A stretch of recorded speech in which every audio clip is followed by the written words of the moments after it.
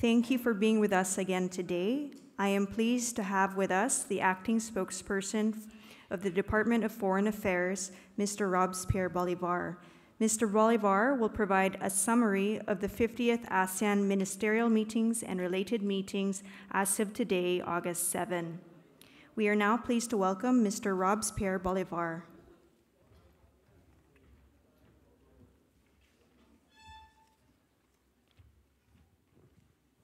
Good evening, friends from the media. I am here to brief on the results of the PMCs yesterday afternoon, which were not included in the briefing yesterday because we held the briefing while the other PMCs were ongoing. Also on the ASEAN Plus 3, the East Asia Summit, and the ASEAN Regional Forum.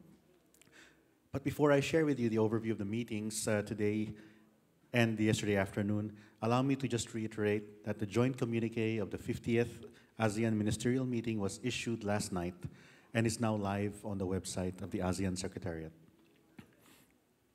Now let me mention the highlights of the post-ministerial conferences held yesterday while we were having our press briefing here. On the afternoon of August 6th, the foreign ministers of ASEAN met with Her Excellency Federica Mogherini, the European Union's High Representative for Foreign and Security Policy. During the meeting, the two regional blocs adopted statements on climate change and the 40th anniversary of ASEAN-EU dialogue relations. Both sides also welcomed the resumption of negotiations on the ASEAN-EU Free Trade Agreement and efforts towards realizing a comprehensive air transport agreement. The ministers welcomed enhanced cooperation on non-traditional security concerns such as transnational crime and cybersecurity. The Philippines also announced the invitation for His Excellency Donald Tusk, President of the European Council, to attend the East Asia Summit in November as guest of the chair. At the ministerial meeting between ASEAN and Japanese Foreign Minister Taro Kono, the ministers adopted the revised implementation plan of the vision statement for ASEAN-Japan friendship and cooperation, reaffirming the shared commitment to be, quote, partners for peace and stability, prosperity, quality of life, and heart-to-heart partners. The ministers also welcomed Japan's intention to enhance development assistance to ASEAN. They discussed ASEAN community building efforts, including Japan's support for the ASEAN Master Plan on Connectivity and the Initiative for ASEAN Integration Work Plan, Part 3. At the ASEAN-India ministerial meeting, the ministers had an in-depth discussion on the importance of improving ASEAN-India connectivity and in synergizing the two sides' connectivity agendas. They exchanged views on the need to enhance economic cooperation, including the need for the expeditious conclusion of RCEP negotiations. The ministers discussed preparations for the commemorative summit on the 25th anniversary of the ASEAN-India Dialogue Partnership in January 2018.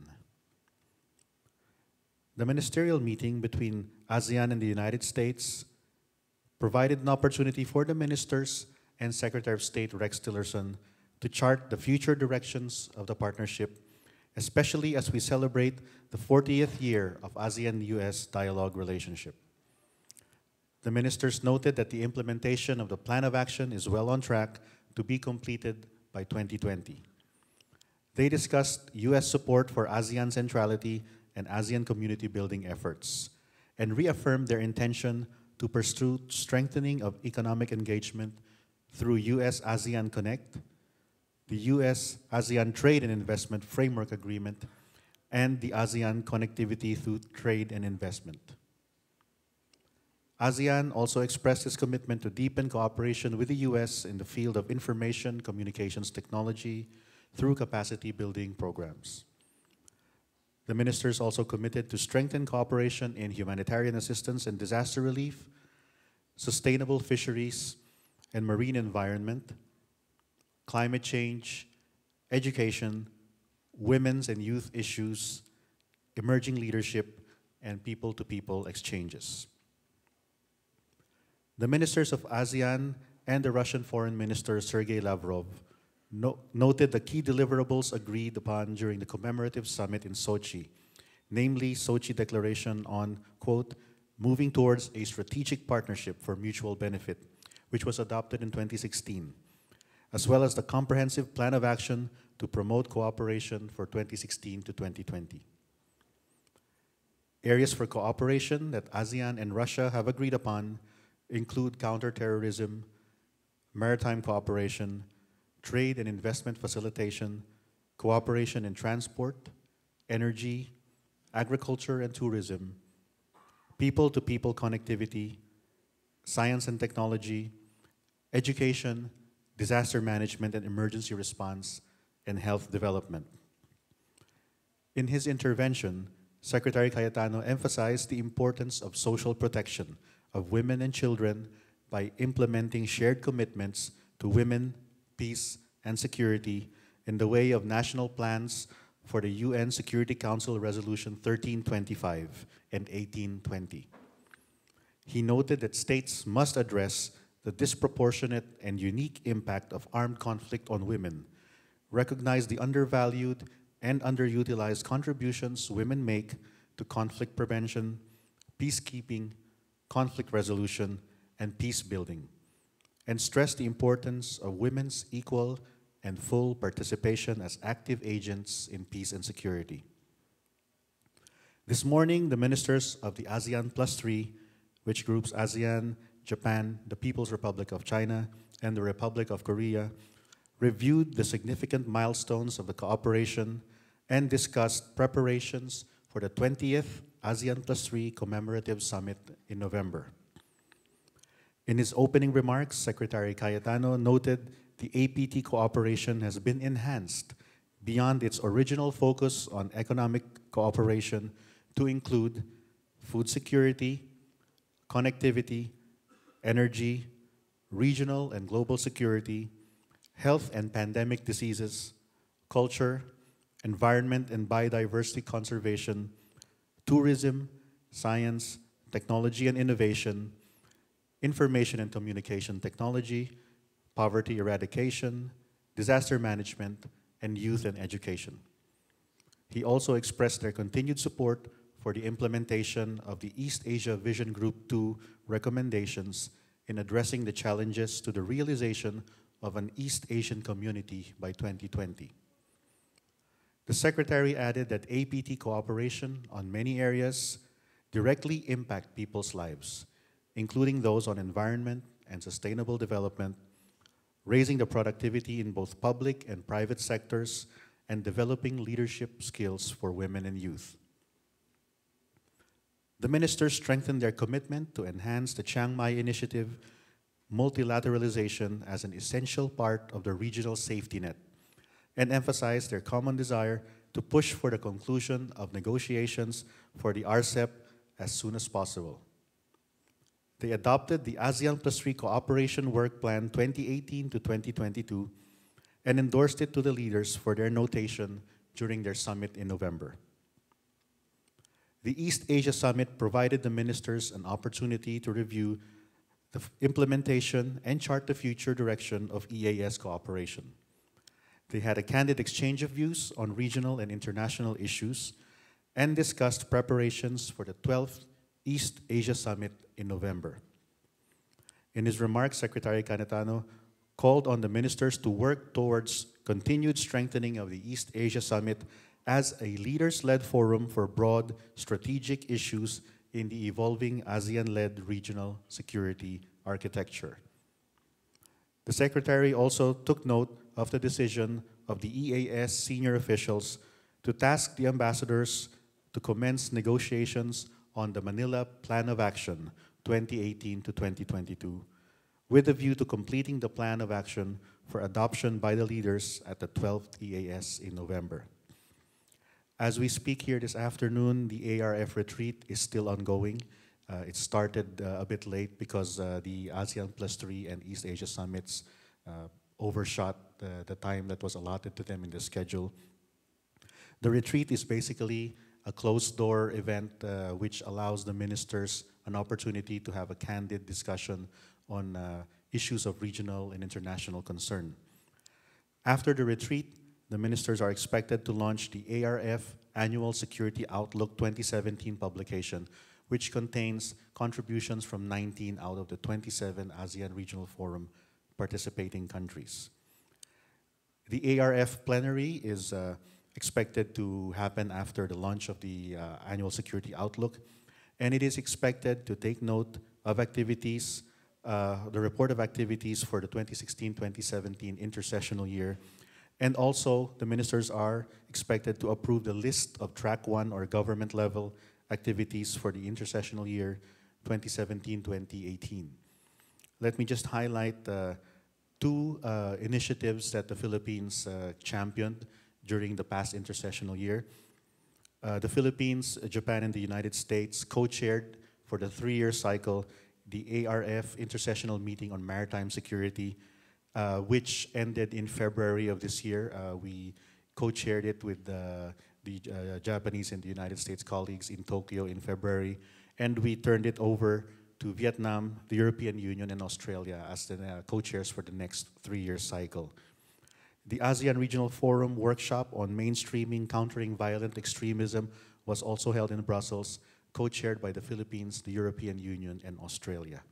So with that, we can take a few questions. We will now start taking questions. You know the protocol. Please come forward, state your name and affiliation. The gentleman in the blue tie. My name is Ivan Watson from CNN. I've got 2 questions for you, sir, if you don't mind. The first one, did the foreign minister of the Philippines read the ASEAN statement regarding North Korea's ballistic missile tests that was issued a couple days ago? Did he read that out at that ARF meeting? Thank you. Actually, the Secretary Cayetano, as chair of the ASEAN for this year, met with the foreign minister of the People's Republic of Korea. And it was at that bilateral meeting as chair of ASEAN where he formally handed over and read the statement of the ASEAN foreign ministers on developments in the Korean Peninsula. So he read it out loud to him in a bilateral meeting? That's what I was, that was what I was informed. And can you share at all the reaction from the North Korean foreign minister?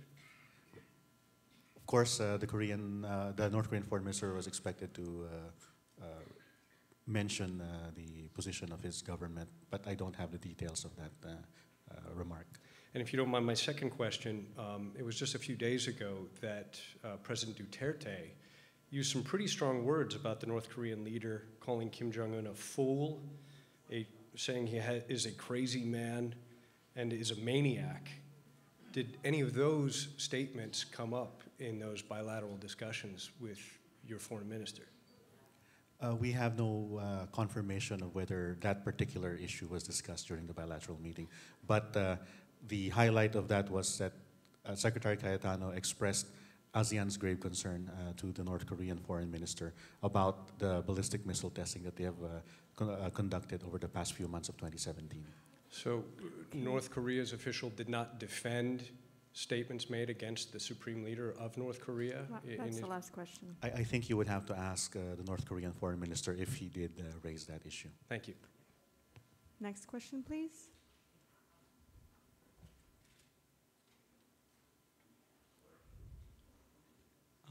Good evening, sir. I'm Toru Morinaga from Daily Manila Shimbun. I'd like to ask you the Philippine position as a chair country to the North Korea issues.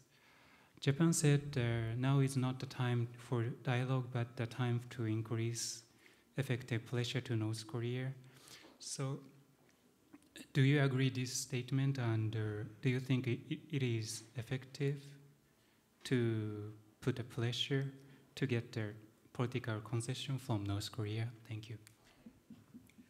Thank you for that question. The Philippines has always is consistent with its support for UN Security Council resolutions, especially on the developments in the Korean Peninsula. And that has been our position, and we continue to maintain that position. Having said that, as chair of the ASEAN Regional Forum, the Secretary's role is to enable the parties concerned on this issue to have a candid dialogue, to mention their concerns face to face with the DPRK foreign minister, and as well to allow the DPRK foreign minister to express their concerns. That is the value of this dialogue, is that around the table we are able to discuss it firsthand and not have statements issued which may eventually be misunderstood. So at least if you have a face-to-face discussion, other countries, ASEAN, the United States, Japan, Korea, and China and Russia can express their concerns, and the DPRK can respond to those concerns in kind. And hopefully with the dialogue, we'll foster some sort of increasing confidence for them to perhaps take a next step in finding a peaceful solution to this issue. Any other questions for Mr. Bolivar?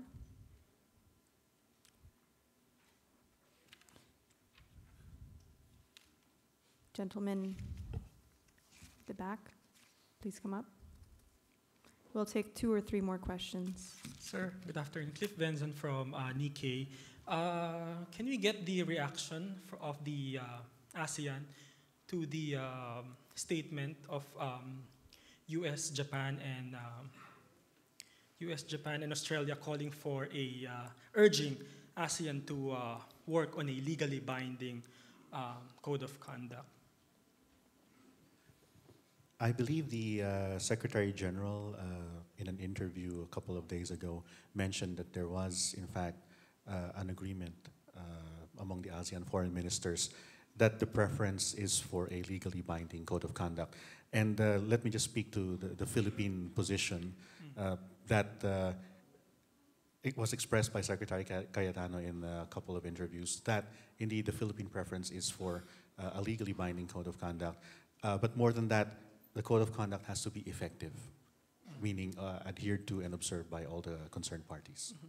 Sir, how will the latest remarks or latest statement from the 3 Pacific powers affect future talks or the start of the talks on the code of conduct, considering that Foreign Minister Wang Yi yesterday said that one of the preconditions for the talk to proceed is the absence of the interference from the outside parties. Thank you. If you look at the statement released by the Department of State, the portion on the South China Sea is basically a reiteration of the principles, the same principles, the same consensus agreed upon by ASEAN in its many statements. So we don't see any dissonance between what they said and what ASEAN has already said in its joint communique that was released last night. So yeah, I'll leave it at that. Thank you, sir. Any other questions? One last question from the lady in the orange scarf.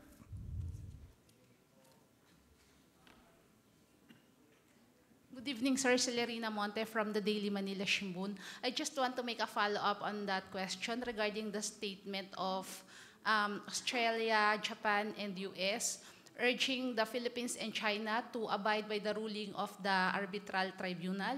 Can we get your comment on that? Well, again, just to reiterate that the statement that they issued contains the same principles that ASEAN adheres to as reflected in the joint communique. So I cannot comment any further on that. But sir, considering that it's the 3 countries that specifically stated about that arbitral ruling, whereas the Philippines should have been the one to give such statement. I'm sorry, could you please clarify that? Which statement are you referring to? Regarding the respect for the decision of the arbitral tribunal. Let me put it this way. The President has stated in many occasions that the Philippines will respect the arbitral tribunal award and will raise it with the relevant sides at the proper time. So I don't see any, again, I don't see any disagreement between the Philippine position and what was stated here in the statement of the US, Japan, and Australia. And that was the last question. Thank you, Mr. Bolivar. That ends today's briefing.